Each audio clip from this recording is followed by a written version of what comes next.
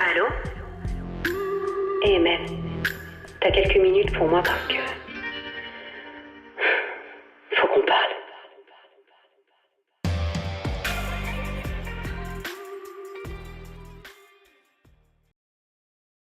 Hello tout le monde, j'espère que vous allez bien. Avant de commencer cet épisode, je tenais à tous vous remercier pour l'accueil que vous avez réservé au premier. Merci pour votre présence pour ce lancement, pour vos écoutes et surtout pour vos retours. Tous ces échanges avec vous m'ont fait chaud au cœur et je suis vraiment contente si certains d'entre vous ont pu se reconnaître et se sentir compris. Vraiment, merci à tous pour vos encouragements. Pour ce deuxième épisode, on va parler ensemble d'un sujet qui, je pense, nous a tous touchés un jour ou l'autre. On s'est déjà tous demandé, est-ce que l'amour suffit vraiment? Pendant longtemps, je pensais sincèrement que quand deux personnes s'aimaient vraiment, elles finissaient toujours par trouver une solution. Que l'amour serait plus fort que tout le reste. Mais avec le temps et les expériences, je me suis rendu compte que les relations humaines étaient souvent plus complexes que ça. Lorsque les débuts d'une relation s'apaisent un peu, et que la période passionnelle laisse place à ce qu'on pourrait appeler la relation réelle, nos vraies personnalités commencent réellement à se rencontrer. Les contrastes deviennent parfois plus visibles, et c'est à ce moment précis qu'on aperçoit les différences émotionnelles chez l'un et l'autre. Nous ne sommes pas tous pareils, et heureusement d'ailleurs. Mais il est important, je pense, d'accepter que, humainement et sans aucun effort, on fournit naturellement ce qu'on connaît, ce qu'on nous a appris, et aussi ce qu'on a pu observer lorsqu'on s'est construit émotionnellement. Nous sommes des personnes à part entière. On a tous un vécu, un passé. On a parfois vécu de réels bonheurs, des déceptions, et même certains traumatismes.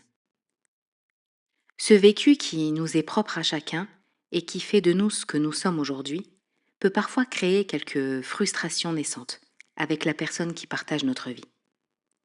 De par le profil de chaque personne, il est important de comprendre que justement, chacun aime différemment, à sa façon. Évidemment, nous ne sommes pas tous pareils, et il existe une multitude de profils différents. Mais on va prendre quelques exemples simples, comme certaines personnes qui vont avoir besoin de proximité avec leur partenaire. Elles vont avoir envie d'être rassurées, de rester constamment en connexion avec l'autre, même quand elles ne sont pas physiquement ensemble. Elles vont avoir envie de recevoir par exemple quelques messages dans la journée pour garder le lien. Certaines personnes vont avoir envie de soutien. Elles vont avoir envie de sentir que l'autre personne est réellement investie dans la relation. Qu'elle ne partage pas seulement que de bons moments, mais aussi une réelle profondeur dans ce qui les rassemble. Elles vont avoir besoin de sentir une connexion particulière, de sentir qu'elles forment une vraie équipe avec leur partenaire. Certaines personnes vont aimer les paroles valorisantes, d'autres les moments de qualité. Et pour ces personnes, toutes ces choses sont importantes et elles animent leur relation. Certaines personnes vont aussi avoir besoin de beaucoup d'attention, de sentir que l'autre personne reste présente, qu'elle cherche à les comprendre, à les écouter, à les rassurer. Et d'autres vont surtout montrer leur amour à travers leur présence silencieuse dans les petites habitudes du quotidien, sans forcément réussir à montrer leurs émotions. Parfois aussi, certaines personnes vont avoir besoin de beaucoup parler lorsqu'il y a un problème dans la relation. Elles vont sentir le besoin de comprendre, d'échanger, de mettre des mots sur ce qu'elles ressentent, justement pour réussir à avancer et à se sentir apaisées. Et pour toutes ces personnes différentes, toutes ces façons de faire, propres à chacun, vont les rassurer. C'est comme si ça les aidait à garder ce lien qu'elles trouvent si précieux. Et si vous partagez cette relation avec une personne qui a les mêmes attentes et les mêmes besoins que vous, alors je pense que vous ne devriez pas avoir trop de mal à être compris et à comprendre l'autre. Tout se passera un peu naturellement, sans effort particulier peut-être. Et on peut même se dire qu'imaginer ça comme ça, ça paraît être presque un luxe. Et parfois, ces personnes, elles vont avoir affaire à quelqu'un de totalement différent d'elles. Quelqu'un qui a besoin de plus d'espace, de plus d'autonomie, qui va vivre sa relation de couple beaucoup plus librement. Ces personnes, elles n'ont généralement pas besoin d'être rassurées, ni même d'être en connexion permanente pour garder le lien. Pour elles, l'amour ne se mesure absolument pas à la fréquence des messages ou à la présence constante. Elles vivent la relation un peu plus sereinement et veulent garder un peu plus de liberté. Ces genres de comportements opposés, ça peut évidemment créer des frustrations chez l'autre personne, qui a donc des besoins et des attentes totalement différents. L'un va parfois se sentir délaissé, pendant que l'autre aura l'impression qu'on lui demande trop, ou qu'on ne respecte pas suffisamment son besoin de liberté. Parfois aussi, certaines personnes vont avoir besoin de se sentir vraiment choisies dans leur relation, dans les petites choses du quotidien, dans des discussions profondes, dans la façon dont l'autre les inclut ou leur donne une place dans sa vie. Parce que pour elles, cette connexion renforce énormément le lien amoureux. Alors que d'autres vont aimer de façon beaucoup plus simple, sans ressentir le besoin de constamment démontrer ou de verbaliser cet attachement. Et aucune des deux personnes n'est meilleure que l'autre. Personne ne demande trop, et personne ne doit se sentir submergé. C'est peut-être juste qu'à ce moment-là, on se rend compte que deux personnes peuvent s'aimer sincèrement, mais ne parlent tout simplement pas le même langage émotionnel. Et je pense que c'est là que d'autres éléments primordiaux entrent en jeu. Les ressources de chacun, la capacité d'écoute, de compréhension, l'ouverture d'esprit, la communication et la confiance. Il faut aussi et surtout qu'il y ait de la confiance. Et je pense sincèrement que sans confiance, ça ne peut pas vraiment fonctionner. Au fond, la confiance est peut-être l'une des choses les plus fragiles dans une relation. Parce qu'on peut aimer quelqu'un sincèrement, profondément même, et, et malgré tout ne pas réussir à se sentir totalement apaisé avec cette personne. Parfois, ce n'est pas forcément parce que l'autre personne fait quelque chose de grave, mais simplement parce que, avec le temps, certains comportements, certaines incompréhensions ou certains silences viennent réveiller certaines peurs, certaines blessures ou certaines insécurités déjà présentes en nous. Et quand la confiance commence à se fragiliser, je pense qu'on change un peu, sans même s'en rendre compte. On réfléchit davantage, on analyse plus qu'avant, on devient plus sensible à certaines distances, certains changements d'attitude ou certains moments de flou. On se met en alerte, alors qu'avant, tout paraissait tellement simple et naturel. Et c'est là qu'on réalise que peut-être que l'amour ne suffit pas toujours à nous rassurer. Parce que aimer quelqu'un, c'est pas seulement ressentir quelque chose de fort pour cette personne. C'est aussi réussir à construire un lien dans lequel les deux personnes se sentent en sécurité, écoutées, comprises et apaisées. Et je pense que c'est extrêmement difficile parfois, parce qu'on peut continuer d'aimer une personne très fort, tout en sentant que quelque chose dans cette relation commence doucement à nous épuiser. Et je sais que c'est très compliqué, car on va tout de suite se dire que si cette personne nous aimait vraiment, elle ferait plutôt comme ci ou plutôt comme ça.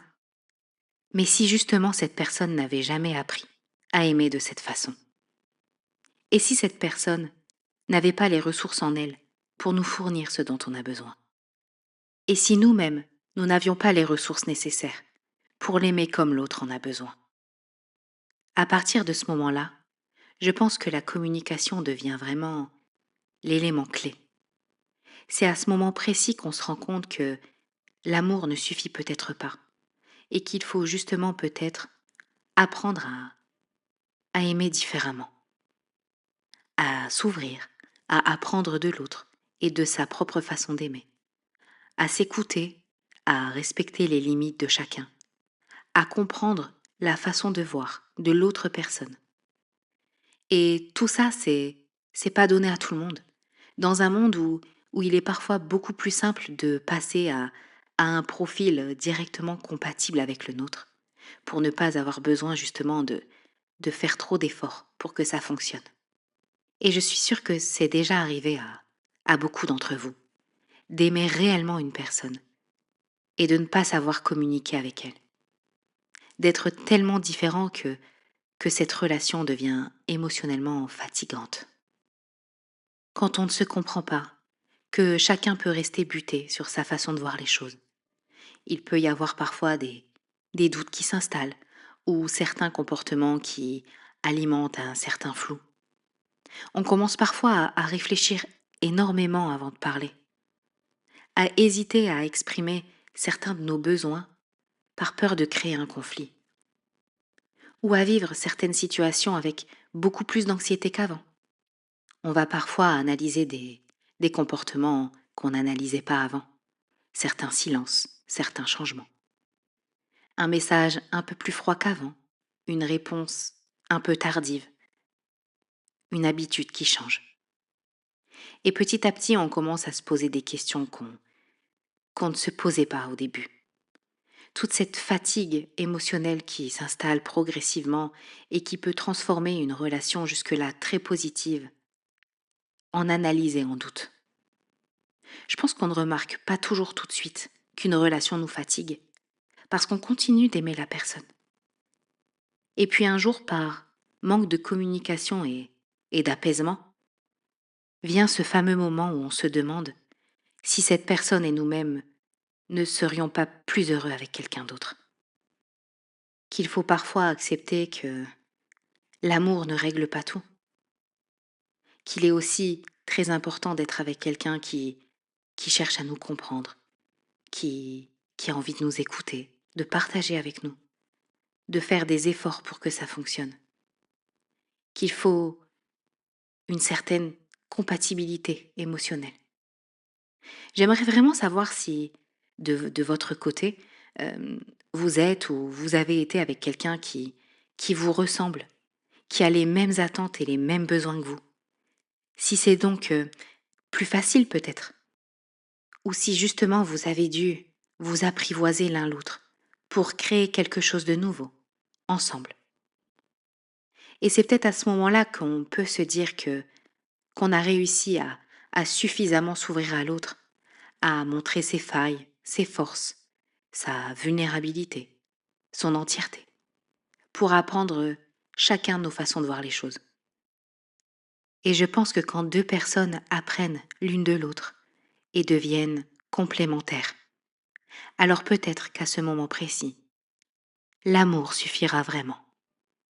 Parce que peut-être qu'aimer quelqu'un, c'est pas seulement ressentir des choses fortes, c'est aussi réussir à construire une relation dans laquelle les deux personnes se sentent entendues, respectées et émotionnellement en sécurité, pour créer ensemble une harmonie et permettre aux deux personnes d'être au maximum de leur bien-être. Alors, est-ce que l'amour suffit vraiment? Je ne pense pas qu'il y ait une seule réponse universelle à cette question, parce que chaque relation est différente. Chaque personne aime différemment. Et chaque histoire possède ses propres forces, ses propres fragilités, ses propres blessures et ses propres façons de fonctionner. Mais je pense qu'il est important de se rappeler d'une chose. Aimer quelqu'un, même très fort, ne veut pas dire qu'il faut s'oublier soi-même. Une relation ne devrait pas nous faire perdre notre paix intérieure, notre confiance ou notre valeur. Et parfois, malgré l'amour, certaines relations deviennent simplement trop douloureuses pour nous permettre d'être réellement heureux. Alors ne culpabilisez jamais d'avoir aimé sincèrement. Ne culpabilisez pas non plus si parfois aimer ne suffit pas à réparer certaines choses. Parce qu'au fond, je pense que l'amour le plus sain reste celui dans lequel les deux personnes essaient réellement de se comprendre, de se respecter et de prendre soin l'une de l'autre, physiquement et mentalement. Et parfois, avec beaucoup de volonté, deux personnes très différentes arrivent justement à créer quelque chose de beau. parce qu'elles ont choisi de s'écouter, de se comprendre et d'apprendre l'une de l'autre, au lieu de rester enfermées dans leur propre façon d'aimer. Après tout, je pense sincèrement que le plus important est et sera toujours la recherche du bonheur. Merci à tous ceux qui écouteront ce nouvel épisode de mon podcast. Je vous laisse me dire en commentaire si, pour vous, l'amour suffit toujours ou pas. J'ai hâte d'avoir vos retours et qu'on puisse en discuter ensemble. Et j'espère surtout que cet épisode pourra peut-être mettre un peu de douceur sur certaines émotions, ou simplement vous rappeler que vous n'êtes pas seul à ressentir tout ça. Ne portez jamais une relation seule. Et surtout, ne soyez jamais trop dur avec vous-même. C'était Mel, et il fallait qu'on en parle.